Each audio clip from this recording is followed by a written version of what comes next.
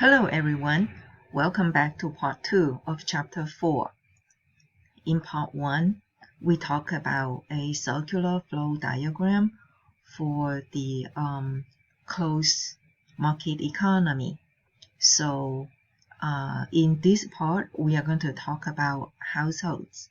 Households offer land, labor, and capital to firms. So firms pay rent, wage, profit, and other type of money when they use the resources back to the households. So where are those income from? We want to talk about that. And then we want to talk about how do the households spend the income.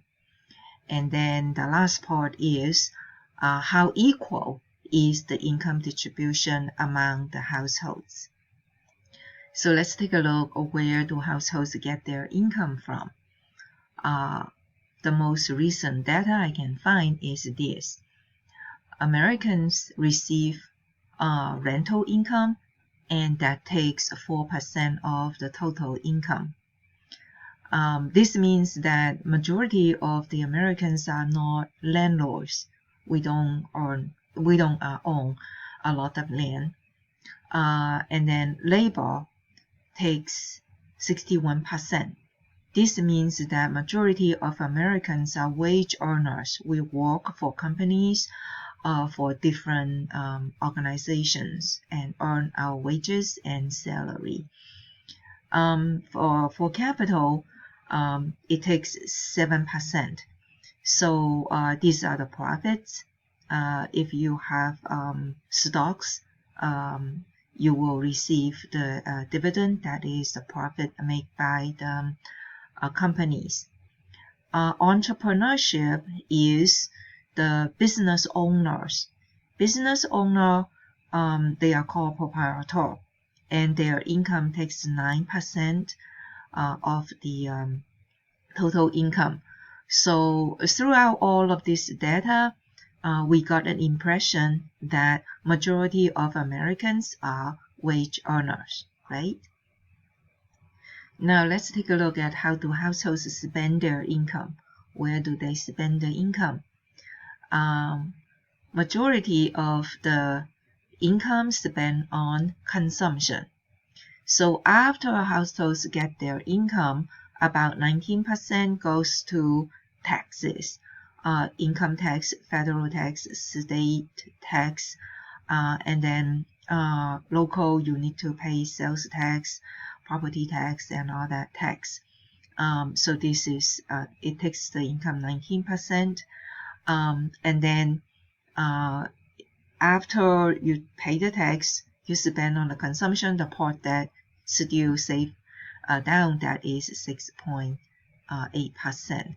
So the impression we got from this data is that majority of our income goes to consumption. So how equal is the U.S. income distribution? Let's take a look. So I have a kind of like a chart over here. What does it mean? First of all, this is a total population. So we divide the population into 5 equal groups. So this is the first group, this is the second group. So we divided it like that. So each group takes 20% of the population. After that, we rearrange people's income from the lowest to the highest.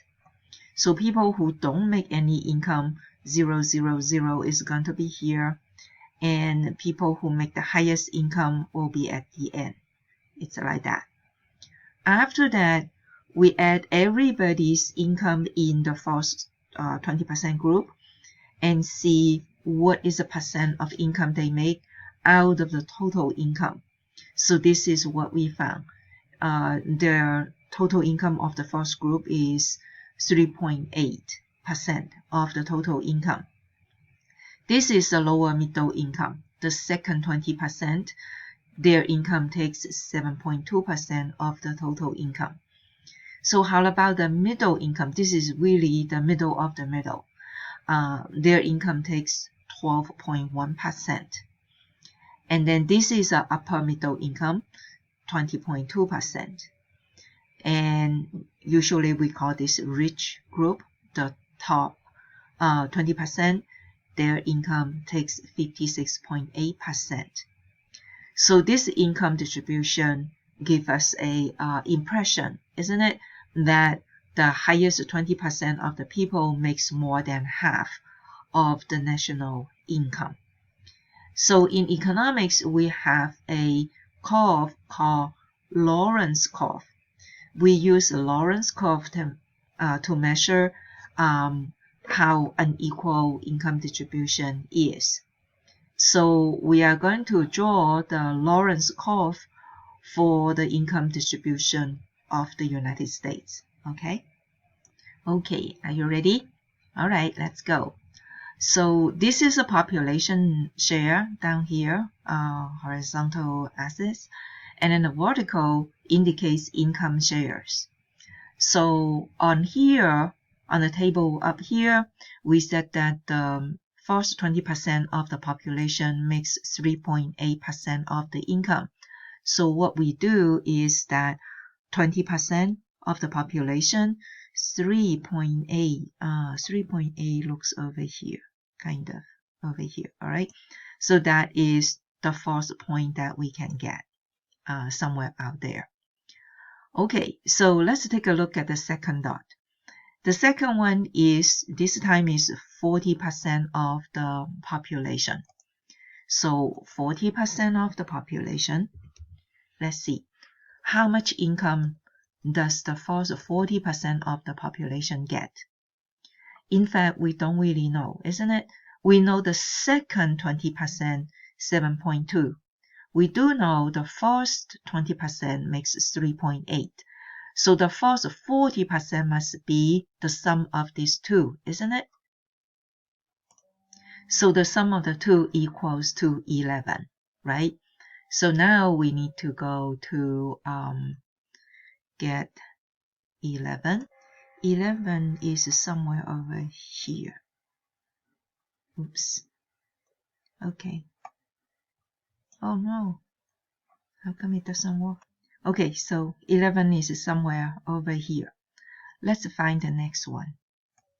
So the next point, we need to find out for 60% of the population, how much income that they make.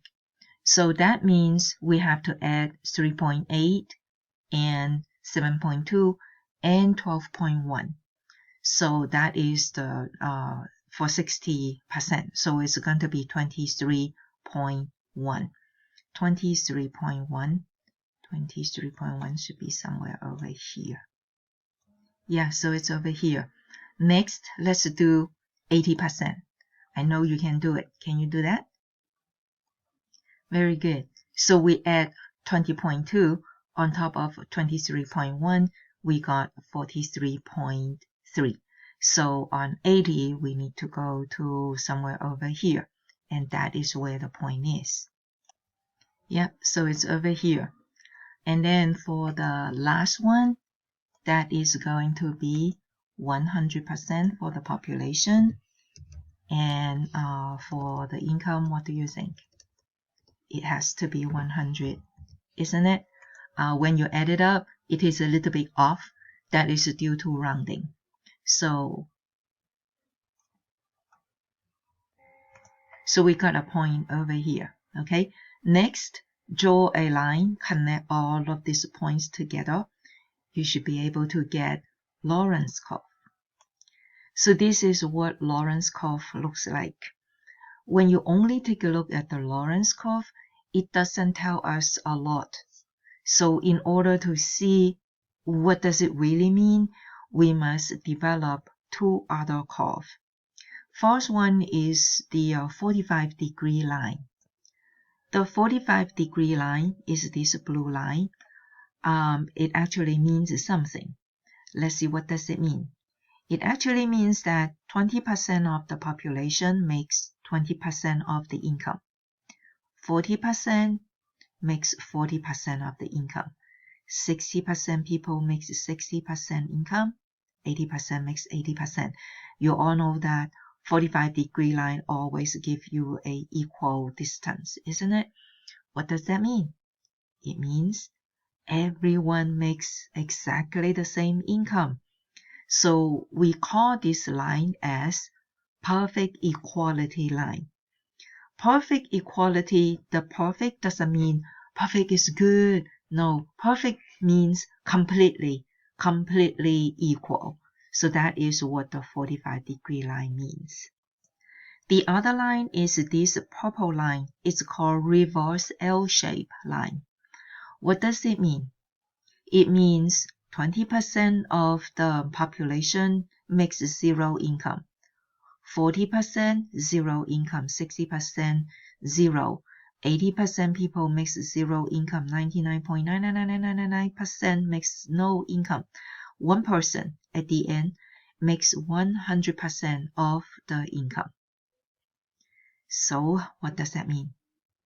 It means perfectly inequality, isn't it? It is extremely unequal. So after we develop these two curves, we now have a sense. So if our income distribution is more close to the blue line, our income is more equal.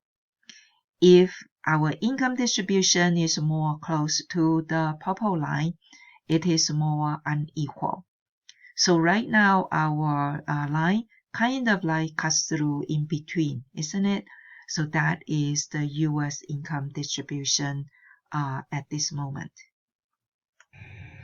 The data that I use is for 2011. It's been 9 years past. How is nowadays income distribution? So you can see the income distribution. The most recent I can get is 2018. You can see that our income distribution, in fact, it gets more uneven. The green line is the top 20%. So in 1970, top 20%, they makes approximately 43% of the total income. And nowadays, now for this one, it says 52%.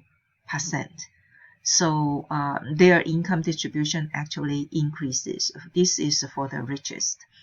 For the rest of the group, all the rest of them, all of these people's income, actually their income share goes down.